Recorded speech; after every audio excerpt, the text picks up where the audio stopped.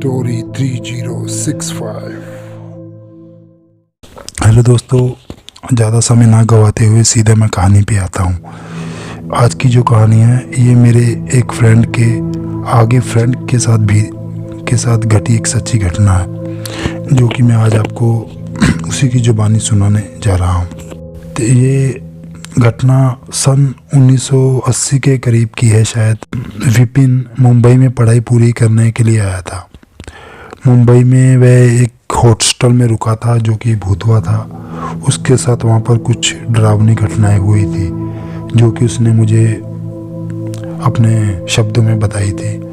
तो आगे की कहानी उसी की ज़ुबानी में आपको सुनाता हूँ। हेलो दोस्तों, मेरा नाम है विपिन। मेरा परिवार वडोदरा में रहता है। मुझे वडोदरा शहर में कोई रुचि नहीं थी। मैं मुंबई में रहना चाहता था, इसलिए 12वीं कक्षा के बाद घर वालों से अनुमति लेकर मैं आगे की पढ़ाई पूरी करने मुंबई आ गया। वहाँ पर मैं 2 दिनों तक एक होटल में रुका था और तीसरे दिन मुंबई पश्चिम में एक अच्छे से बॉय हॉस्टल में अपना एडमिशन करवाया। वह हॉस्टल 2 मंजिल वाली एक इमारत थी। हर एक मंजिल पर 20 कमरे थे। उसमें से मुझे दूसरी मंजिल पर 28 नंबर का कमरा मिला था। उस वक्त हॉस्टल में नए साल की एडमिशन बस शुरू ही हुई थी और मैं वहाँ दूसरी मंजिल पर रहने वाला पहला और अकेला विद्यार्थी था। बाकी पूरा हॉस्टल खाली था। मेरे अलावा वहाँ पर 3 लोग और थे जो कैंटीन और रजिस्ट्रेशन का काम संभाल रहे थे। उस दिन एडमिशन लेकर मैंने सुबह 10 बजे के आसपास मेरा सामान होटल में वहाँ शिफ्ट कर दिया। मैं 3 दिन की भागदौड़ में थका हुआ था, इसलिए सामान रखने के बाद तुरंत सो गया। कुछ समय बाद मेरी नींद दरवाजे की आवाज़ से टूटी। कोई दरवाज़ा खटखटा रहा था। उस वक्त दोपहर के 12:30 बजे थे। मैंने नींद में ही जाकर दरवाज़ा खोला। दरवाजे पर हाफ चड्डी और सफ़ेद कुर्ता पहने एक जवान लड़का खड़ा था। उसने कहा, दोपहर का खाना तैयार है, कैंटीन में आकर खा लीजिए। मुझे भूख तो लगी ही थी। मैंने कहा, ठीक है, मैं आता हूँ। उसके बाद मैं तुरंत ही कैंटीन में जा पहुँचा तो वहाँ के स्टाफ ने कहा, आज कैंटीन में खाना नहीं बना है, दोपहर का खाना बाहर से मंगवा कर आपके कमरे में पहुँचाया जाएगा। ये सुनकर मैं उन लोगों पर चिढ़ गया और गुस्से में बोला, अगर कमरे में ही खाना पहुँचाना था तो वह लड़का भिजवा कर मेरी नींद खराब करके नीचे क्यों बुलवाया। वह बोले, हमने किसी को नहीं भेजा। फिर मैंने कहा कि फिर वह हाफ चड्डी में और सफ़ेद कुर्ते में कौन आया था, तुम्हारा भूत? वे बोले, आपको या तो वहम हुआ है या तो आपके साथ किसी ने मजाक किया है। फिर पहले ही दिन बवाल ना हो इसलिए मैं अपने कमरे में चला गया, पर मेरे दिमाग में वह लड़का छप चुका था। मैंने सोचा कि अगली बार वो दिखेगा तो एक थप्पड़ लगाऊंगा। उसके बाद मैं वापस अपने बिस्तर पे लेट गया और लेटते ही मेरी आंख लग गई और लगभग आधे घंटे के बाद नींद में ही मेरे कान पर किसी ने जोर से एक थप्पड़ लगा दिया। मैं हड़बड़ा कर उठा और अपना कान और गाल सहलाने लगा। सच में उस वक्त बहुत कसकर लगी थी। मैंने आसपास बेड के नीचे, अलमारी में सब जगह देख लिया, मगर कमरे में कोई भी नहीं था और दरवाजे की कुंडी भी लगी हुई थी। फिर सोचा कि शायद कोई बुरा सपना देखा होगा।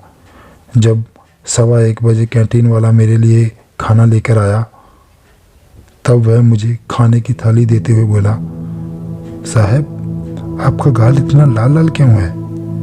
मैंने उससे थाली लेकर मेज पर रख दी और भागते हुए बाथरूम में गया।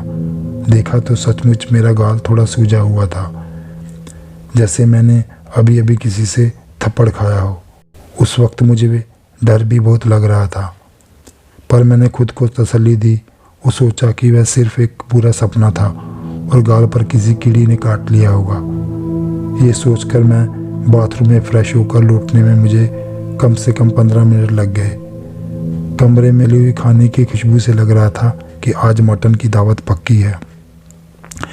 मैंने खाना खाने के लिए उस थाली पर से दूसरी थाली हटाई और देखा तो रोटियां बीच में किसी ने खाई हुई थी और मटन के पीस की बोटियों की जगह सिर्फ हड्डियां थी।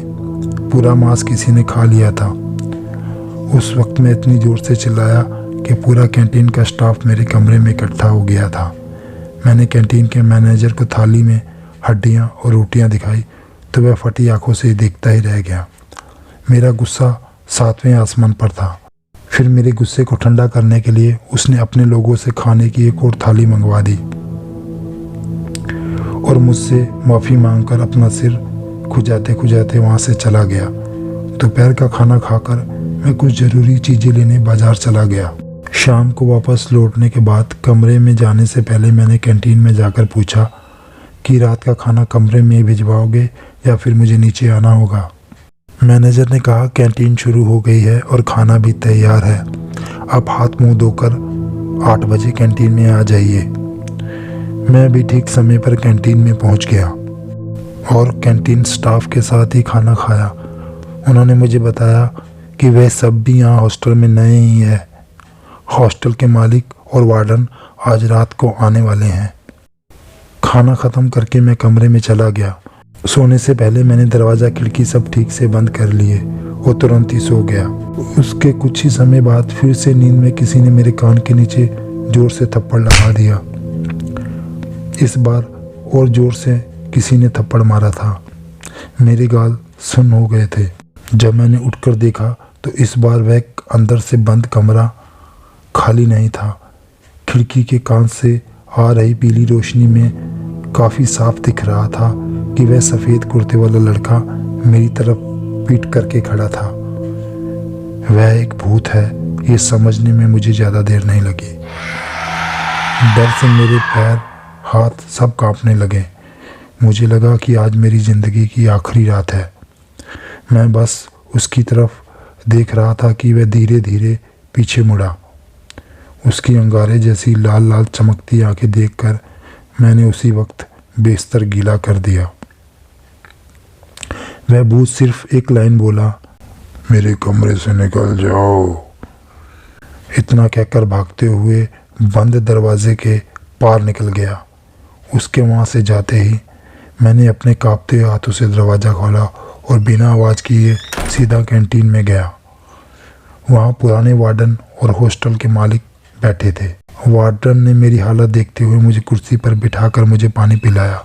हॉस्टल के मालिक मुझे बोले, हमें पता है तुम क्या बात करने आए हो और तुम्हारे साथ क्या हुआ होगा, इसलिए तुम पहले वो सुनो जो अब मैं बताने वाला हूँ।